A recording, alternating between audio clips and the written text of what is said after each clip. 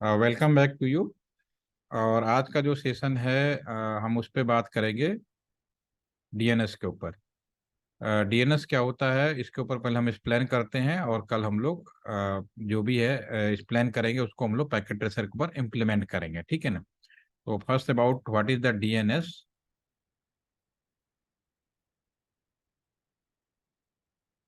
DNS DNS इसका पूरा जो नाम है, that is a DNS. DNS इसको बोलते हैं डोमेन नेम सर्वर।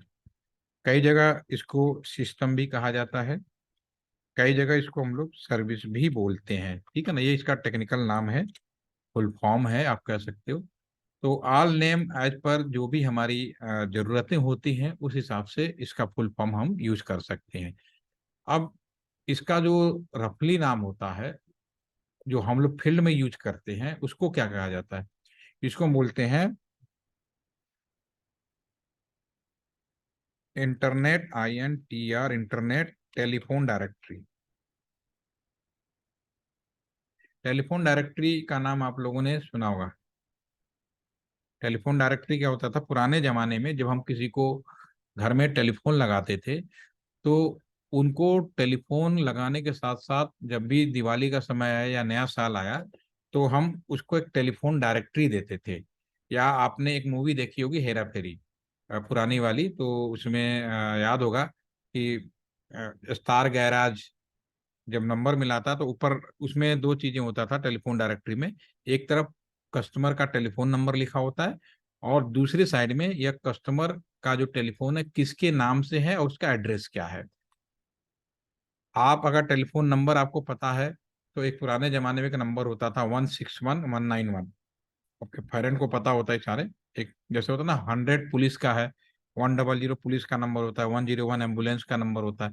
उसी तरह से पुराने टाइम में एक टेलीफोन नंबर होता था 161191, एक नंबर होता था, या 198 एक इंक्वायरी नंबर होता था। इस पे हम नंबर डायल करके अगर आपको किसी का टेलीफोन नंबर पता है, उसका एड्रेस नहीं पता है, तो उससे उसके बाद की जानकारी ले सकते थे कि इस बंदे का टेलीफोन नंबर यह है, इसका नाम बता दें और कहाँ पे इसका एड्रेस है। वो एक बना हुआ था। दूसरा, किसी शहर में आपका किसी का नाम पता है, गाजियाबाद शहर में है या बनारस शहर में है। मेरा एक दोस्त है, उसके घर में एक टेलीफोन लगा हुआ है, उसका नाम अशोक कुमार है। तो ये अशोक कुमार का टेलीफोन नंबर क्या है वो आप पता कर सकते हो। तो उस पर फोन करेंगे, वो पूरा अशोक कुमार के 4-5 नंबर हो सकते हैं। फिर थोड़ी बहुत और जानकारी के हिसाब से एक एग्जैक्ट आइडेंटिफाई कर सकते हो कि हाउ मेनी नंबर जो है अशोक कुमार कौन है। तो एक टेलीफोन डायरेक्टरी होती थी। तो उसी तरह से नए जमाने में, आज के जमाने में, अभी हम लोगों ने जो भी सेशन किया उस सेशन के अंदर हम लोगों ने इस चीज को फाइंड आउट किया कि कोई कस्टमर है, जैसे एक हमारा कंप्यूटर है, लैपटॉप है, या कहीं के भी कोई भी, अगर इनके बीच में जो कम्युनिकेशन हो रहा है वो कैसे हो रहा है, वो जब तक इन दोनों के पास में IP एड्रेस ना हो तो कम्युनिकेशन संभव नहीं है। तो एक बात क्लियर है कि दुनिया का सारा कम्युनिकेशन IP एड्रेस से होता है। अगर मैं इसको रिपीट करूं पुराने भाषा में, पहले इंसान एक दूसरे को नंबर डायल करते थे, उसे हम लोग टेलीफोन नंबर कहते थे। टेलीफोन नंबर अब मशीनें भले मैनेज इंसान कर रहा है, ऑपरेट इंसान कर रहा है, लेकिन देखा जाए तो दो मशीनें आपस में बात कर रही हैं। तो ये दोनों मशीनें आपस में कब बात कर सकती हैं? अगर इस मशीन के पास भी अपना कोई IP एड्रेस होगा और इस मशीन के पास में भी अपना कोई IP एड्रेस होगा। जब दोनों मशीनें के पास में IP एड्रेस होगा तभी आप कम्युनिकेट कर सकोगे। तो जो टेलीफोन नंबर था उसका जो नया वर्जन था उसी को हम लोगों ने IP एड्रेस कह दिया। This is the IP address, ठीक है, ये हमारा हो गया। ठीक है। तो एक आम आदमी IP एड्रेस से तो कम्युनिकेट नहीं करता। एक आम आदमी कैसे कम्युनिकेट करता है? वेबसाइट के नाम से। www लिखेगा, www कुछ लिख दिया, www.facebook.com, ठीक है ना, facebook.com हो गया।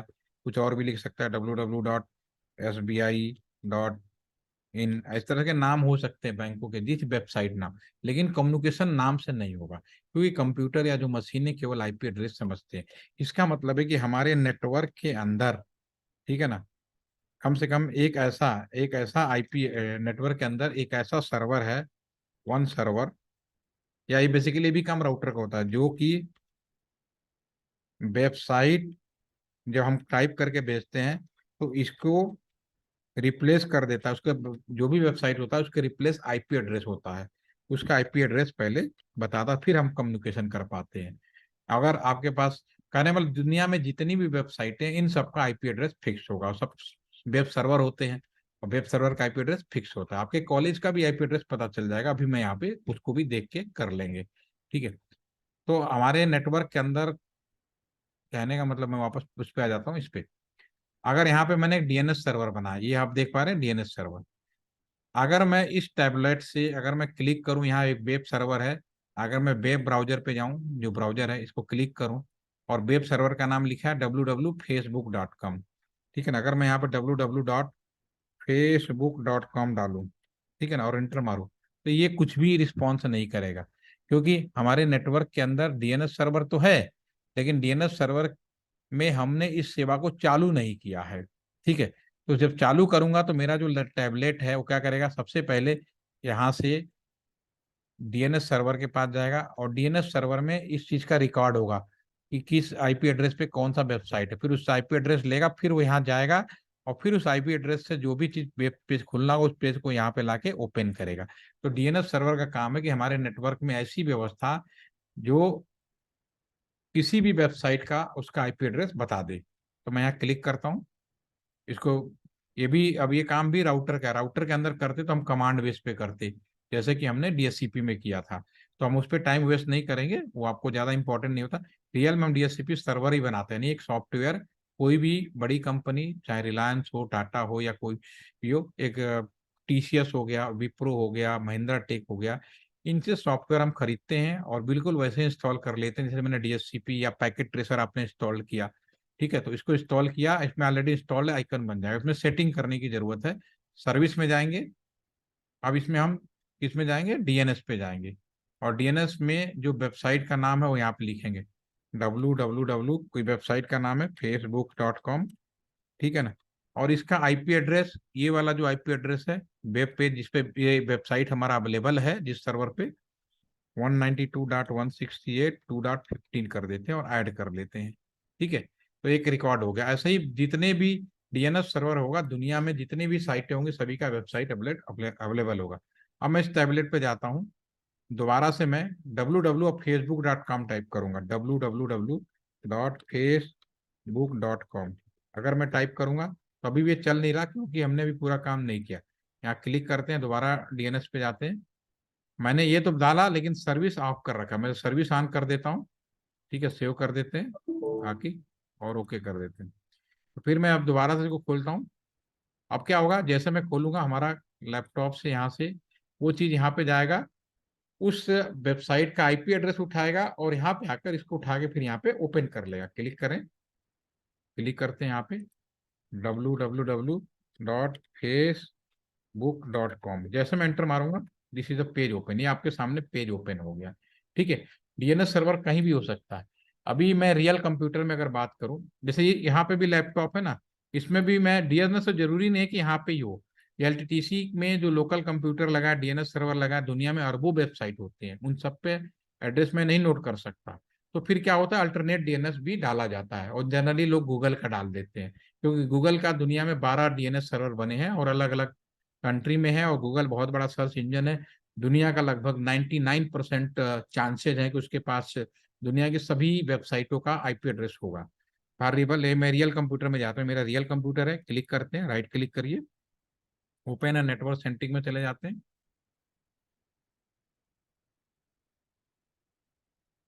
इसके बाद हम यहाँ पे चेंज एडाप्टर सेटिंग में जाते हैं।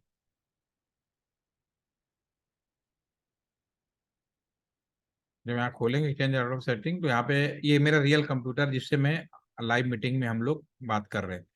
अब यहाँ पे इसमें चले जाएंगे, प्रॉपर्टीज के अंदर।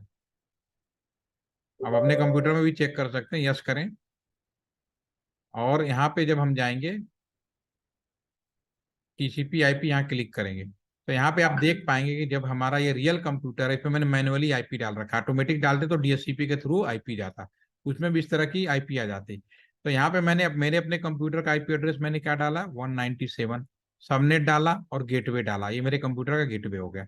अब मैंने यहाँ पे देखूंगा डीएनएस सर्वर, तो मेरा जो ये कंप्यूटर है, जो गेटवे है, राउटर का पोर्ट है, उसी को ही मैंने डीएनएस का भी लेकिन हमारे जो राउटर है या कंप्यूटर या डीएनएस सर्वर है, दुनिया का सारा आईपी एड्रेस नहीं रख सकते। तो हमने एक अल्टरनेट डीएनएस सर्वर भी डाल दिया गूगल का। तो अगर हमारे पे नहीं है तो फिर वो गूगल वाले से जाएगा, उससे उसका एड्रेस लेगा, मिल गया तो वापस आएगा, अपने मेमोरी में भी स्टोर कर लेगा और वो पेज भी खोल लेगा। ये चीज डीएनएस का होता है। बंद करते हैं। वैसे ही मैं अगर रियल उस पर आ जाऊं, तो ये मेरा जो लैपटॉप है, इसमें अभी कोई डीएनएस सर्वर हमने नहीं डाला है। लेकिन अगर मैं डीएनएस सर्वर चाहूँ तो यहाँ कहीं का भी डाल सकता हूँ। ये डीएनएस सर्वर अगर मैं इसमें डाल दूँ 192.168.2.10, ठीक है ना, अगर मैं डाल देता हूँ, ठीक है, तो हमारे बाकी लैप कंप्यूटर में डीएनएस सर्वर नहीं है, ले जाएंगे, लेकिन इस पे हमारा डीएनएस सर्वर आ गया लैपटॉप पे, तो मैंने डाल दिया। अगर मैं यहाँ पे पहले पैकेट भेजूंगा तो पैकेट तो कम्युनिकेट करेगा। अभी चेक कर लेते हैं, कम्युनिकेट कर रहा है।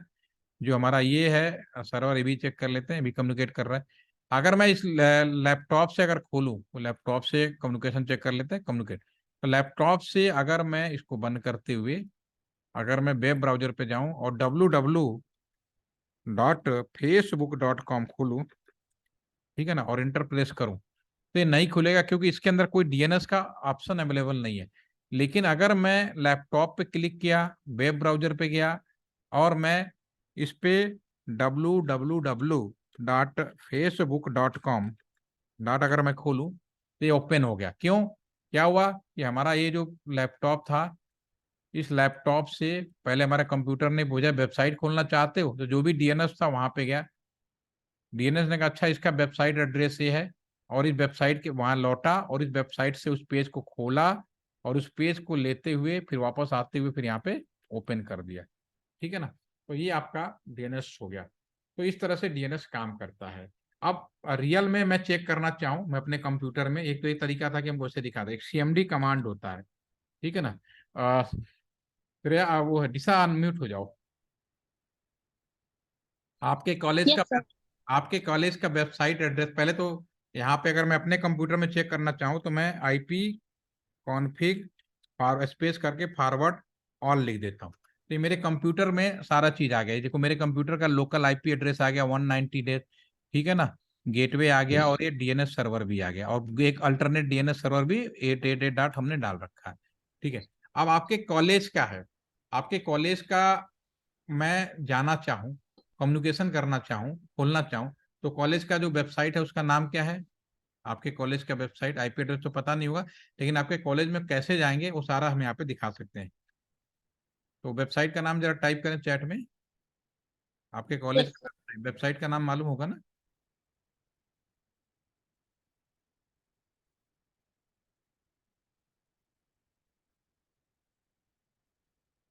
www कुछ होगा, www आगे, कॉलेज कौन सा आपका उससे?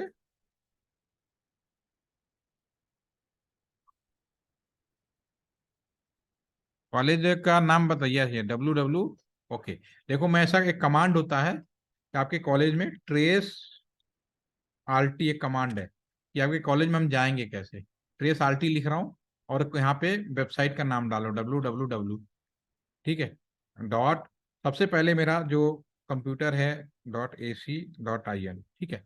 तो आपके ये चूंकि सर्वर है तो इसका आईपी एड्रेस फिक्स होगा, तो मेरे सर्वर में होगा, ठीक है, नहीं तो फिर गूगल बाबा से ले लेगा। जैसे मैंने इंटर मारा, ये आपके कॉलेज का एक्चुअल आईपी है। अब इसका मूवमेंट देखिए, ये मेरे कंप्यूटर से निकला, सबसे पहले तो उसने आईपी एड्रेस फाइंड आउट किया, तो ये आपके कॉलेज का आईपी एड्रेस है, फिक्स है। मेरे कंप्यूटर, ये मेरे कंप्यूटर से निकल के गेटवे पे गया, गेटवे से हमारे राउटर के पोर्ट पे गया, और फिर ये गाजियाबाद का मेन पोर्ट है जहाँ पे मेरा चला गया, राउटर है। इसके बाद मैंने सिक्योरिटी लगा रखा है कि लोगों को पता ना चले, तो ये डॉट डॉट करते हुए जाएगा। फिर जहां जहाँ सिक्योरिटी नहीं होगा वहां पे आगे मूवमेंट है। एक सत्रहदास ये लखनऊ पहुंच गया। आपका कॉलेज कहाँ पे? जी जी यू, ये लखनऊ का है एड्रेस, लखनऊ में राउटर लगा हुआ है। फिर वहां भी कोई सिक्योरिटी इंप्लीमेंट किए गए? Yes sir. हस्तिनापुर है, ठीक है। अभी वहां से भी लखनऊ का आईपी उठाया, वहां से भी जो भी राउटर खाली, जो भी रास्ता खाली होगा होते हुए वहां पे चला जाएगा। और जब साइबर सिक्योरिटी की बात आती है, हैकिंग की बात आती है, तो सबसे पहले रूट ही पकड़ते हैं कि हमारा जो है कम्युनिकेशन हो रहा है किन किन रूटों से होके जा रहा है ये। ये पूरा रूट चेक किया जाता है, उसके बाद हाइकर अपना काम अपना करते हैं। एक बेसिक आइडिया है इसमें। तो ये पूरा चलते चलते फाइनली आपके कॉलेज के सर्वर तक पहुंचेगा, फिर वहां से डाटा लेके आएगा। फिर जो पेज खोला होता है वो खोल के देखते हैं। तो ये आज आप अपने उसमें करके देखिएगा, हो जाएगा। अभी वो हो जाने दीजिए उसको पूरा, उसके बाद हम क्लोज करेंगे। कर लोगे ना आप? डीएनएस का मतलब समझ में आ गया? विदाउट डीएनएस आप वेबसाइट नहीं कल चला सकते। अब कल हमारा आईपी फोन, डिजिटल फोन कैसे काम करता है, एक छोटा सा प्रोजेक्ट प्रैक्टिकल बनाएंगे। कल का भी टाइम हम 2 बजे रख लेते हैं, 2 ढाई से, ठीक है, 1 घंटे में हो जाना चाहिए। ठीक है। तो ये अभी आपका चलते हुए लास्ट में मूवमेंट होगा। टोटल हमने बाई डिफॉल्ट ये 30 हॉप, मैं इसको कर देता हूँ। बाई डिफॉल्ट ये 30 हॉप तक चेक करता है मैक्सिमम। उससे कम में काम हो जाता तो कम में ही हो जाता। तो ये जितने भी डॉट आ रहे हैं ना, उतने राउटर के पोर्ट हैं, उतने उतने राउटर आते चले जा रहे हैं। अभी राउटर चूंकि सिक्योरिटी इम्प्लीमेंटेड है, इसलिए मुझे यहाँ पे क्वेश्चन मार्क हुआ कि कहाँ से गया मालूम नहीं। कि फाइनली हसीनापुर घूमते घामते ये पहुंचेगा।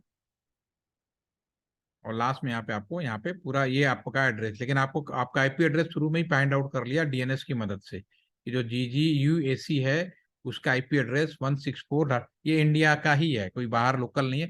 हो सकता है कि आपके कॉलेज ने खुद ही अपना सर्वर बना लिया हो, ये भी पॉसिबल है।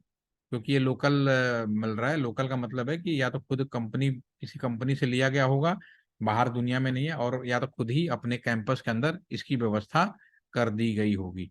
ठीक है, तब तक ये चल रहा है, तब तक मैं एलटीटीसी की भी दिखा देता हूँ। ऑनलाइन एलटीटीसी का जो है, हमने खुद ही, मैंने ही अपने दूसरे कंप्यूटर में बना रखा है, तो भी मैं यहाँ पे चेक कर देता हूँ। इसको चलने दीजिए, एक और खोल लेते हैं।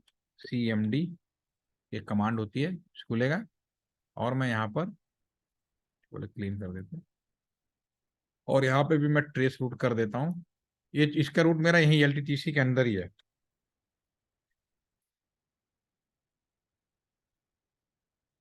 आपका www.onlinealttc.bsnl.co. ठीक है ना?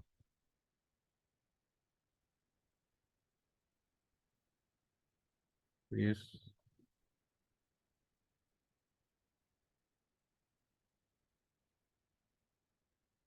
ओके। एक्चुअली मेरा HTTPS है, जो कॉलेज है ना, ऑनलाइन है। Online LTTC, okay. HTTPS,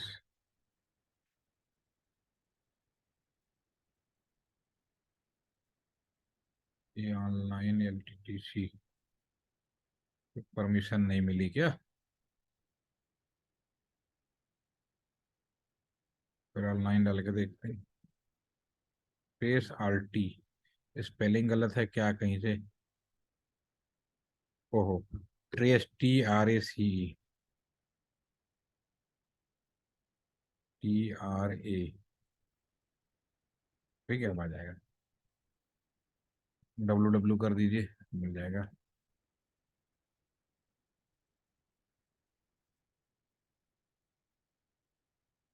ठीक है, ये मेरे वेबसाइट मिल गया, देखिए ये है। ये मेरे एलटीटीसी का वेबसाइट है, उसको मैं देखता हूँ। इसमें आपका जो मेरा आईपी एड्रेस है 117.2.3912, ये मेरा कंप्यूटर है बगल वाला। राउटर पे गया, फिर वहाँ गया, बीच में यहाँ सिक्योरिटी इम्प्लीमेंटेड है। इसके बाद मेरा ज़्यादा ज़्यादा लंबा नहीं जाएगा, क्योंकि मेरा लोकल में ही है। तो मेरे ही लोकल में राउटर घूम के वहीं पे पहुंच जाएगा, अभी 4-5 में ही काम हो जाएगा, देखना अभी। आपका पूरा टी स्टॉप में चला गया, यानी कि ये अच्छी बात है कि आपके कॉलेज का जो ये वेबसाइट है, बहुत ही पावरफुल तरीके से सिक्योरिटी इनबिल्टेड है। वरना बहुत सारे कॉलेज होते हैं ना, एक एक चीज यहाँ पे सारे रूट पता चल जाता है।